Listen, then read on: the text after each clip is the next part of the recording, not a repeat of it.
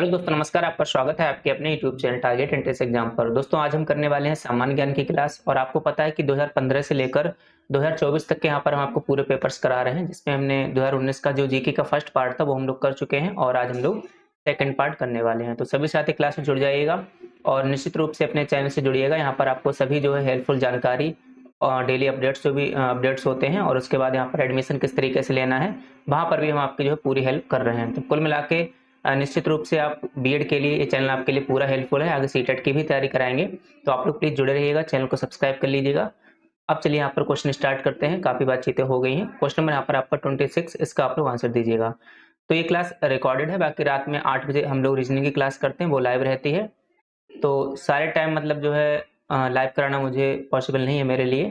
तो कुछ class recording रहेगी, कुछ क्लास लाइव रहेंगी, लेकिन क्लास आपकी डेली होगी। ठीक है, अच्छा आपको यहाँ पर दिख नहीं रहा होगा तो मैं फोटो को जो है अभी हाइड कर देते हैं और हम लोग मिलेंगे अभी क्लास के बाद में। ठीक है, चलो तो चलिए यहाँ पर अब देखिएगा क्वेश्चन नंबर आपका, इसका आंसर क्या हो जाएगा। क्वेश्चन नंबर 26 का, पेंटागोनिया कहाँ स्थित है? अर्जेंटीना में, ग्रीस, मेडागास्कर या फिर मंगोलिया में? तो देखिए यहाँ पर इसका आंसर क्या करेक्ट हो जाएगा। पेंटोनिया क्या है? एक पठार क्षेत्र है जो कहाँ पर है? दक्षिण अमेरिका के महाद्वीप अर्जेंटीना, यानी कि ऑप्शन आपका ए जो है बिल्कुल यहाँ पर करेक्ट हो जाएगा।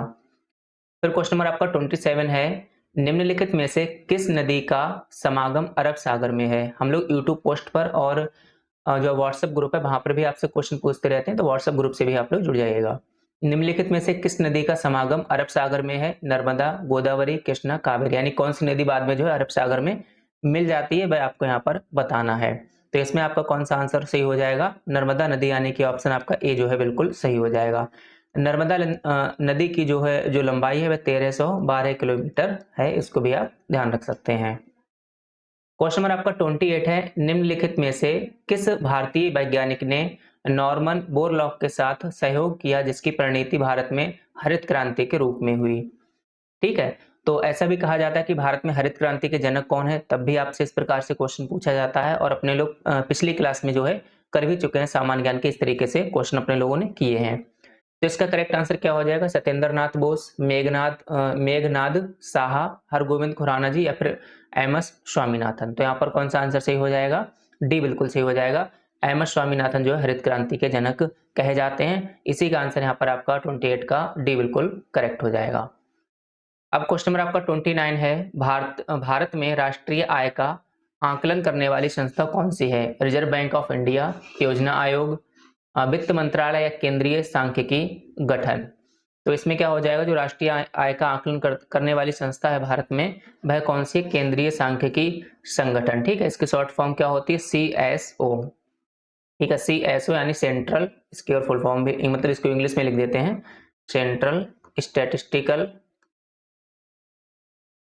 ऑफिस। ठीक, यानी कि संगठन। क्वेश्चन नंबर आपका नेक्स्ट 30 है, भारत में निम्न में से क्या अप्रत्यक्ष कर की श्रेणी में है?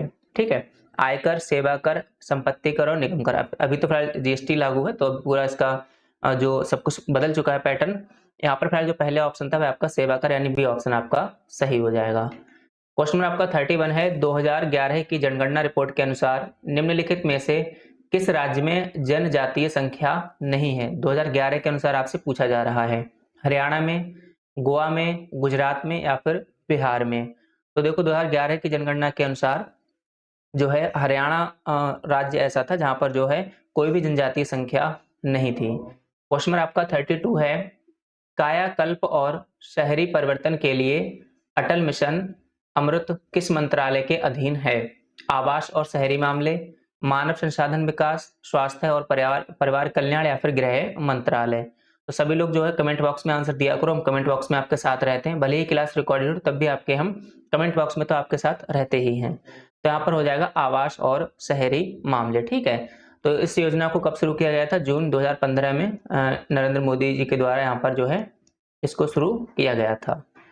क्वेश्चन नंबर आपका यहाँ पर नेक्स्ट 33 है, कृत्रिम वर्षा के लिए प्रयुक्त किया जाता है। ठीक है, मतलब कृत्रिम जो वर्षा होती है, जो आपने देखा होगा जब शूटिंग वगैरह होती है तो उस प्रकार से कृत्रिम वर्षा कराई जाती है। तो किस चीज का यूज होता है? मृदा का, कॉपर ऑक्साइड, सिल्वर आयोडाइड या सिल्वर नाइट्रेट? तो यहाँ पर जो है सिल्वर आयोडाइड का प्रयोग होता है कृत्रिम वर्षा कराने के लिए। ठीक है, और जो आपने देखा होगा जब चुनाव वगैरह होते हैं तो जो मतदान के समय उंगली पर निशान लगता है मतदान के समय जो उंगली पर निशान लगाया जाता है उसमें यूज होता है सिल्वर नाइट्रेट का, ठीक है, उंगली पर निशान। बाकी पूरी पीडीएफ आपको ये टेलीग्राम और व्हाट्सएप ग्रुप पर हम डेली हम सेंड कर ही रहे, तो वहां से आप इसको जो है डाउनलोड कर लीजिएगा, ठीक है। ये क्या लिखना चाह रहे थे, निशान। पूरी आपको पीडीएफ ऐसे ही मिलेगी। तो कुल मिलाकर ये जो पीडीएफ है और जो पीपीटी बनाना है इसमें काफ़ी मेरा टाइम जाता है। तो आप लोग प्लीज़ जो है थोड़ा-सा हमारा सपोर्ट भी बनाए रखें, और हालाँकि आप बहुत अच्छा सपोर्ट कर रहे हैं, इसके लिए आपका बहुत-बहुत धन्यवाद। इसी तरीके से सपोर्ट बनाए रखें, और भी जो आपके साथी हैं उन तक भी अपनी क्लासेस को शेयर करिएगा, अपने चैनल को उन तक पहुँचाइएगा। मोनोज़ाइट किसका अयस्क है? ज़िरकोनियम, थोरियम, टाइटेनियम या फिर लौह? तो 34 का आंसर क्या हो जाएगा? मोनोज़ाइट किसका अयस्क है? तो ये थोरियम का अयस्क है। किसका है ये? Thorium, TH। अब क्वेश्चन नंबर यहाँ पर आपका नेक्स्ट है, यानी 35। क्लोरोफिल जलाया जाए तो कौन सा तत्व शेष बचेगा? यानी अगर क्लोरोफिल को आप जलाते हैं तो जलाने के बाद यहाँ पर कौन सा तत्व बचेगा शेष, वो आपसे यहाँ पर पूछा गया है, ठीक। क्लोरोफिल के कारण ही आपको पता है पौधे की पत्तियों के जो हरे रंग होते हैं वो क्लोरोफिल के कारण ही यहाँ पर होते हैं। और अगर आप इसे जलाते हैं तो बाद में क्या बचेगा? बस राख यानी कि मैग्नीशियम बचेगा। तो आंसर आपका डी बिल्कुल जो है सही हो जाएगा। अब क्वेश्चन नंबर आपका 36 है, निम्नलिखित में से कौन सा रोग पुरुषों की तुलना में महिलाओं में कम होता है? यानी कि पुरुषों को ज्यादा होता है और महिलाओं को ये वाला रोग कम होता है। कौन सा? निकट दृष्टि दोष, किडनी में पथरी, ब्रेन ट्यूमर या वर्धानता यानी कलर ब्लाइंडनेस। तो यहाँ पर जो कलर ब्लाइंडनेस है यानी वर्धानता, ये वाला जो है पुरुषों में ज्यादा होता है और महिलाओं में ये वाला रोग कम देखने को मिलता है। क्वेश्चन नंबर आपका 37 है, एक ही समय दोनों तरफ कौन सा प्राणी देख सकता है? यानी कि एक ही समय में वो दोनों तरफ देख सकता है। समझ रहे हो? अगर आपको ऐसा कुछ मिल जाए दोनों तरफ देखने का तो कितना अच्छा हो। पीछे वाले की आप चीटिंग कर सकते हो, पीछे वाले को देख के, है ना, एग्जाम में। तो देखो एक ही समय दोनों तरफ कौन सा प्राणी देख सकता है? गिरगिट, छिपकली, सर्प या फिर कछुआ। तो इसका आंसर आपका सही हो जाएगा। गिरगिट जो है एक ही समय में दोनों तरफ यहाँ पर देख सकता है, या देख सकते हो, कुछ भी कह सकते हो। क्वेश्चन नंबर आपका यहाँ पर 38 है, निम्नलिखित अंगों में से कौन सा अंग पित्त रस का स्राव करता है? यानी पित्त रस का स्रावित कौन करता है? हृदय, मस्तिष्क, गुर्दा या यकृत। तो अगर आपने बायो थोड़ा बहुत पढ़ा हो तो आपको जरूर पता होगा, ठीक है। इसका आंसर क्या हो जाएगा? डी आपका बिल्कुल सही हो जाएगा। और यकृत जो है मनुष्य के शरीर में पाए जाने वाली सबसे बड़ी जो ग्रंथि होती है, ठीक है। ये क्या है? मनुष्य के शरीर में पाए जाने वाली सबसे बड़ी ग्रंथि। ये भी क्वेश्चन आपसे हम पूछ चुके हैं, ये भी हम आपसे क्वेश्चन पूछ चुके हैं। मनुष्य के शरीर में पाई जाने वाली सबसे बड़ी ग्रंथि ये होती है, पाई जाने वाली सबसे बड़ी ग्रंथि। कोशिश कर रहे हैं हम थोड़ा अच्छा लिखने का, लेकिन जल्दबाजी में राइटिंग बेकार हो जाती है। क्वेश्चन नंबर आपका यहाँ पर नेक्स्ट है 39 है, लाल रक्त कणिकाएं शरीर के किस भाग में बनती हैं? लाल रक्त कणिकाएं यानी कि क्या बोलते हैं इंग्लिश में? रेड ब्लड सेल, यानी कि आरबीसी। आरबीसी यानी कि रेड ब्लड सेल। तो ये किस भाग में बनती है वो आपको यहाँ पर बताना है, ठीक है। यकृत में, अस्थि मज्जा में, वृक्क में या फिर हृदय में। तो क्वेश्चन नंबर 39 का आंसर आपका क्या हो जाएगा? अस्थि मज्जा यानी कि बोन मैरो, बोन मैरो, ठीक। क्वेश्चन नंबर आपका यहाँ पर नेक्स्ट है, यानी कि 40 है, अक्षादन यानी अनावरण पर किसी पदार्थ का वायु से नमी का अवशोषण करने के गुण को कहा जाता है? प्रस्वेदन, शुष्कन, परासरण या फिर स्फुटन। तो यहाँ पर क्वेश्चन नंबर 40 का आंसर क्या हो जाएगा? सभी छात्र कमेंट में बताइएगा, ठीक है। तो इसका आंसर हो जाएगा प्रस्वेदन, यानी ए ऑप्शन आपका जो है बिल्कुल यहाँ पर करेक्ट हो जाएगा। क्वेश्चन नंबर आपका 41 है, तो देखो कभी कभार कंप्यूटर से बेसिक क्वेश्चन आपके पूछ ले जाते हैं। कंप्यूटर से एक दो क्वेश्चन आता है लेकिन बहुत ही बेसिक रहेगा। कंप्यूटर से बेसिक क्वेश्चन यहाँ पर आपको देखने को मिल सकता है, जो कि आपको हर प्रैक्टिस सेट में मिला होगा, या फिर कह सकते हैं प्रीवियस ईयर पेपर में। तो ALU का मतलब क्या होता है? इसका आप लोग आंसर दीजिएगा, अर्थमेटिक लॉजिक यूनिट। ALU का मतलब होता है अर्थमेटिक लॉजिक यूनिट।